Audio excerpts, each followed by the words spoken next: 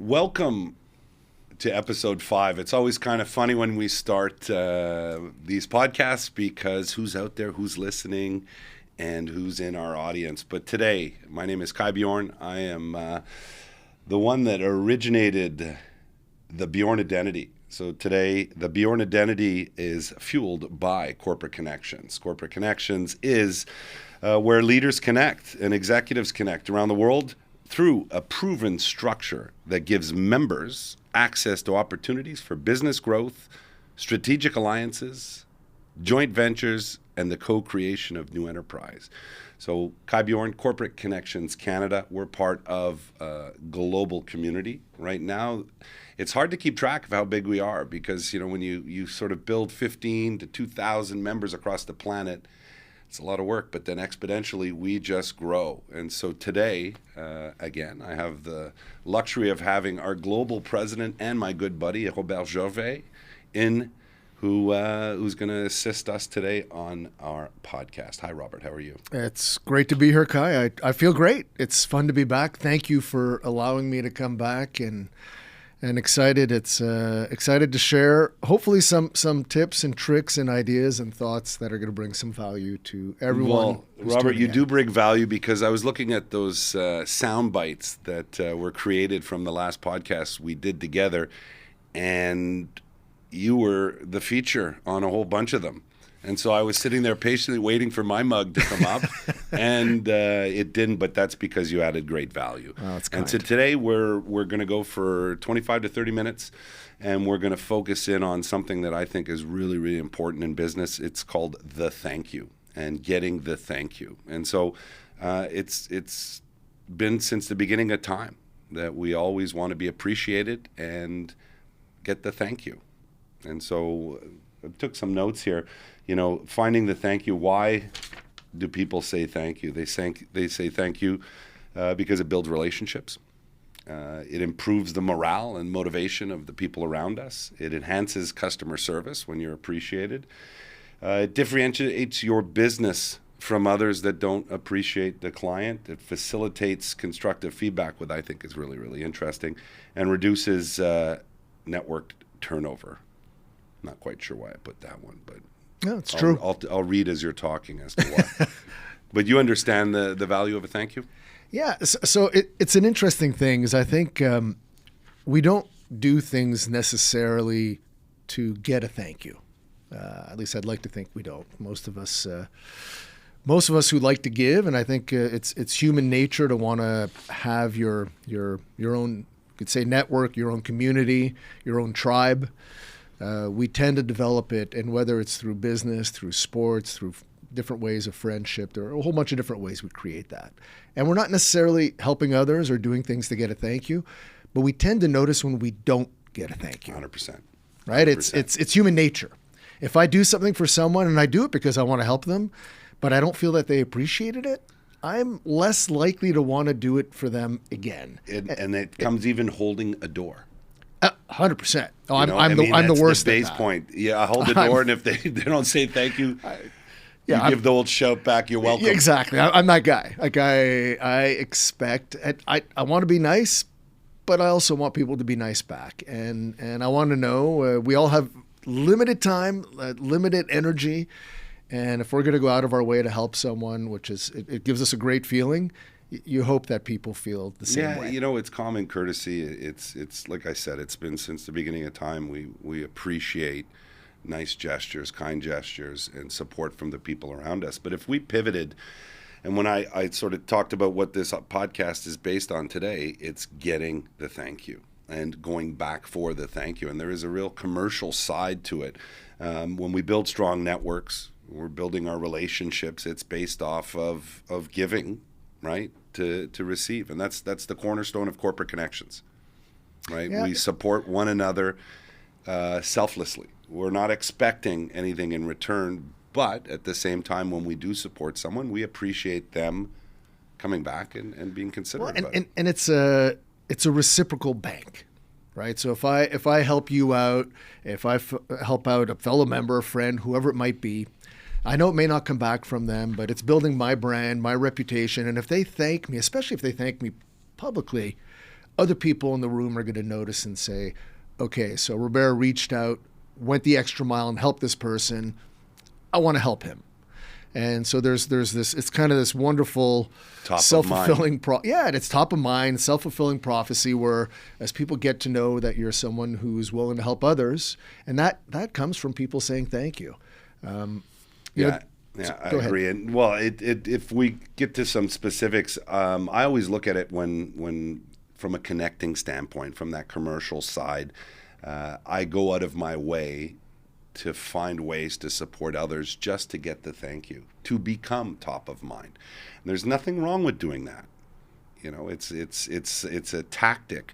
You need to give respectively. You need to give with the right intentions. But at the same time, when we support and stimulate the people around us, we derive a benefit. And in a fast-paced world, they don't always remember where those connections come from and those opportunities come from. And so one of my biggest wants when I'm doing that is to make sure I go back to receive the thank you. And twofold. One, I created the opportunity. Two, I want to go make sure it went okay. Because you know and I know that just because I connect someone doesn't mean it's going to go well. Yeah, absolutely. And it's an interesting thing because you say you go back to make sure that it worked out. And of course, often what I found is I'll introduce someone. I think it's I've teed it up. I've made it easy for them. And somewhere something went wrong. And if you have that conversation, you still have an opportunity to right the ship. You could say, okay, well, hang on. He didn't call you back. I doubt that. Or she didn't call you back.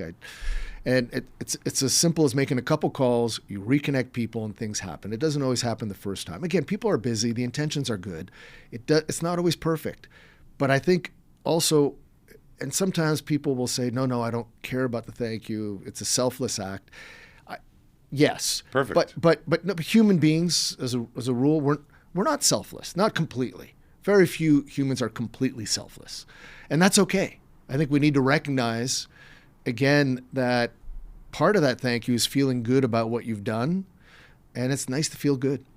It's nice to feel good, but it's smart in the sense that when we connect someone, we tie our pedigree, our brand, the confidence people have in us to that connection. And so being specific to the connection, to me, it's twofold. One, first and foremost, make sure everything went okay. Yeah. Because if it didn't, when you're connecting somebody, you assume that they understand why you're connecting them. You assume they understand how the connection needs to happen, and you assume they're both willing and able to receive the connection. So I find it very important to be able to go back, follow up, right the ship if something's gone awry, and then get my thank you. And the beautiful piece there, because even if it didn't go well, they still say thanks for phoning me, thanks for following up. Yeah.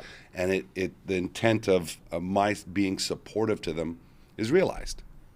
I just had an experience of that where I connected someone I've known for about 20 years, but I hadn't spoken to him probably 5 or 6 years. And one of the members of Corporate Connections asked me if I could, he saw that I was connected to this person through our network, through LinkedIn, wherever it might have been. He said, hey, can you connect me? And I said, well, why? First question was why, right? Because if you want to get thanked, there better be a reason why you're connecting people. And once we figured that out, I made the introduction. I had to reconnect with the person because it had been a while. And what was interesting, what came out of it is they did meet. I don't know if it's going to lead to a business opportunity for them or not. And I'm not really worried about that because they're both our job. No, they're both good people. Good things will come out of it. There's nothing bad will come out of it. And then I called the gentleman, the second gentleman, so the one who I hadn't spoken to in 5 years, and I said, hey, how'd it go? Just want to check in. He said, oh, look, thanks for following up. And he was a little surprised that I followed up. And we started talking, and now he wants to come to one of our chapter meetings, and he owns a sizable business. And we had this great conversation, and we started talking about why haven't we spoken in 5 years? And he was kind of blown away by the fact that after 5 years, out of the blue, I reached out to him because I thought this might be good for him.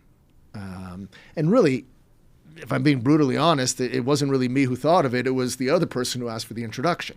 Mm-hmm. But it gave me an opportunity to reconnect, discuss it. And now the guy felt grateful for being thought of, number one. Two, for creating an opportunity for him. And he wanted to know how he could reciprocate. And I said, there's nothing. I'm not looking for anything. And I said, but if you got value out of this, why don't you come and check out one of our That's the dinners? cornerstone of corporate connections, is that we don't. I can't say we don't want anything. We all have wants, but not immediately. And you need a reason why. To phone someone just to say, hi, how you doing? It's, bandwidth, time. Do I have time for a call during the day? And then when the night comes, I've got my kids, I've got my life, so you have a reason why. And that's what I love about corporate connections, is when I'm empowered with all these other people's businesses, all these other activities, and I'm able to detect an opportunity. And now I have a reason to phone Robert and say, hey man, this came across my desk. I thought it might be interesting to you. That's so genuine, because it is. And then whether you want it or not, thanks, Kai. And if you do want it, I make the connection. Thanks, Kai. If it goes awry and I step in, because one never knows what happens. You go through a divorce, your kid's sick. Who knows why? I'm able to mitigate circumstances. Thanks, Kai. Yeah. And if it goes great and they hit a home run, hell yeah. Thanks, Kai. Yeah. And so I'm going to stop and just say that I don't know if you see this. One lovely pen. And we just launched a new group called the Basse Laurentides, the Lower Laurentians, corporate connections just outside Montreal, 17 members. And one of the members, who's a wonderful man, François Michelina, from Michelina Parte Bois Architecture. So doors and woods architect. My French is terrible, and apparently my English is as well. But he does beautiful custom doors. And he created a pen as a memorable piece that we were able to give every single member. And so thank you, Francois, for doing that. But what a wonderful thing for him to do, and now enable me to go and say thank you to him. And I appreciate him. And how easy is it for me now to promote his products and services and his top-end doors and cabinetry that he does, because he was kind enough to go and do something great for us. So fantastic new member, Basse Laurentides. Happy to have you guys on board. And Francois Michelina, thank you for a gorgeous, beautiful, one-of-a-kind wood pen. And I even asked him, I said, hey, man, this is so awesome. Can I get more? He looked at me. He's like, no. too much time and too expensive to create the 20 he created. So thank you anyways. But thank you, Robert. In Corporate Connections, we train and teach everybody to listen and to become aware of what people are looking for, which empowers us. And it's one of the hardest things for us to do, because what's in it for me? So there's a great idea that I don't think most of us do. I knew a guy who had a thank you budget for his business. Is his name Robert Gervais? It was not. I wish I could take credit for this. It was not me. And it's not a personal friend or anything, but he had a budget of $5,200 a year, so $100 a week. And this guy ran a lighting and landscaping company. And to thank his clients who would refer people to him or who would help him would do something, he would go and do something on their property, because he was doing work for these people. And once a week, he would go do something and surprise them.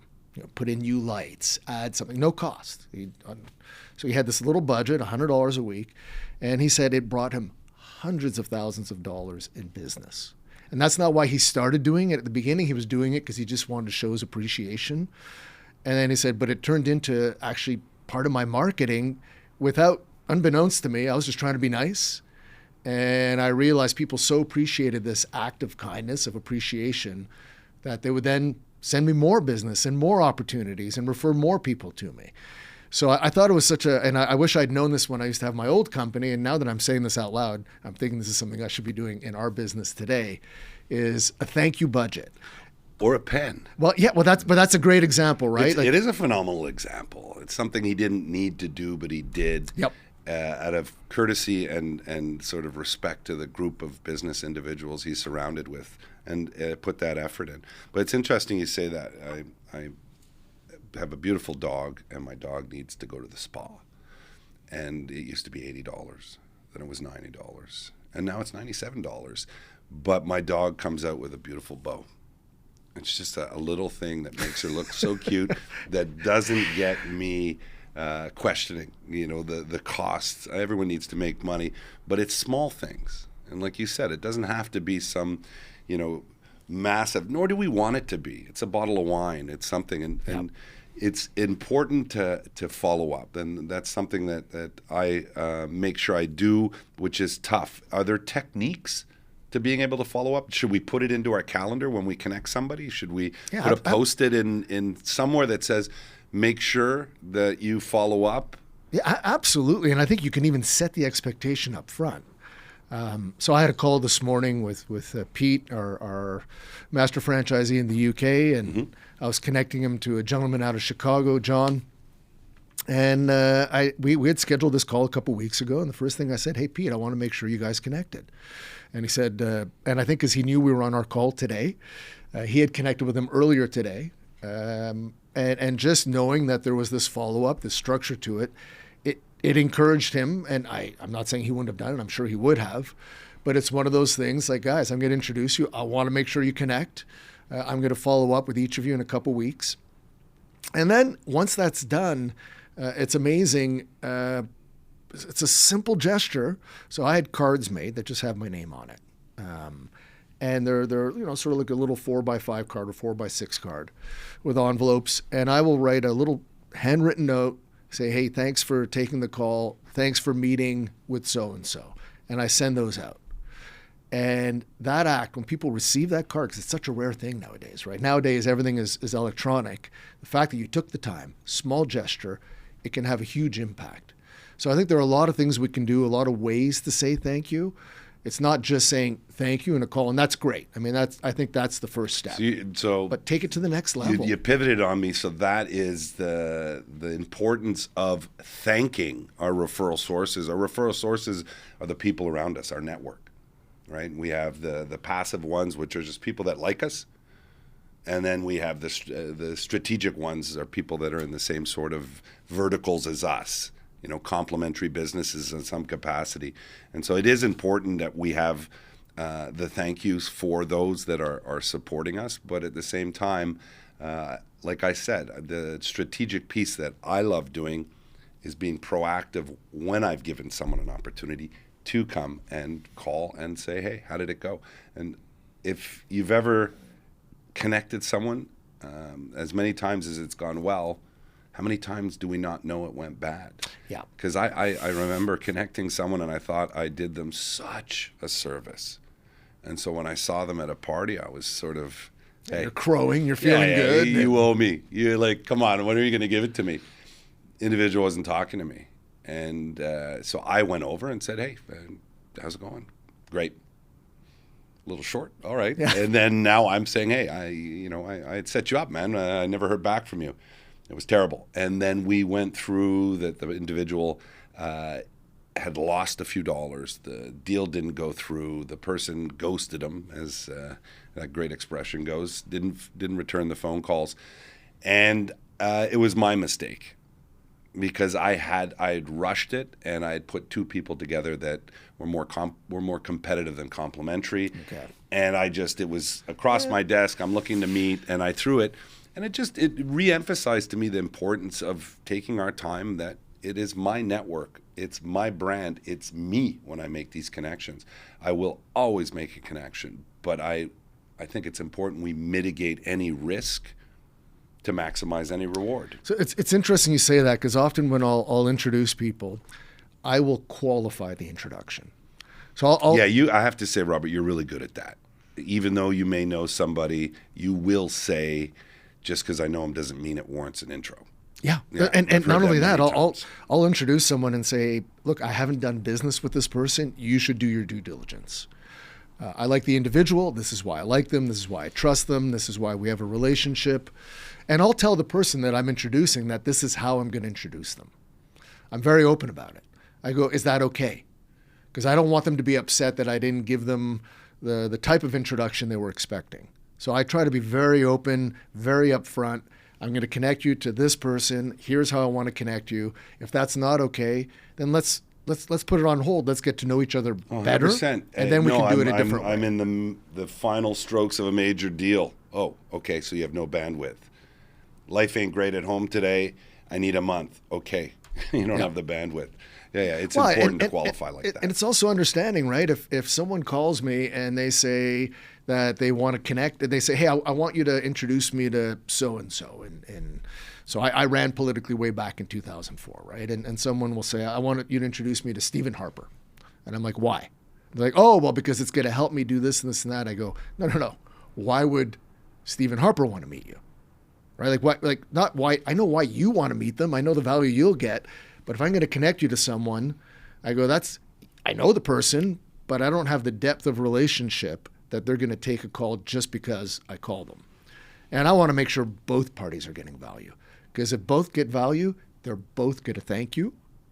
Both of them, and for me, it's an easy introduction often, but they both feel indebted to me. Even though I don't want them to feel indebted, I'm not deeply unhappy that they feel that way. Yeah. Because later on, who knows? Maybe I'm trying to connect somebody else. Did. Well, yeah.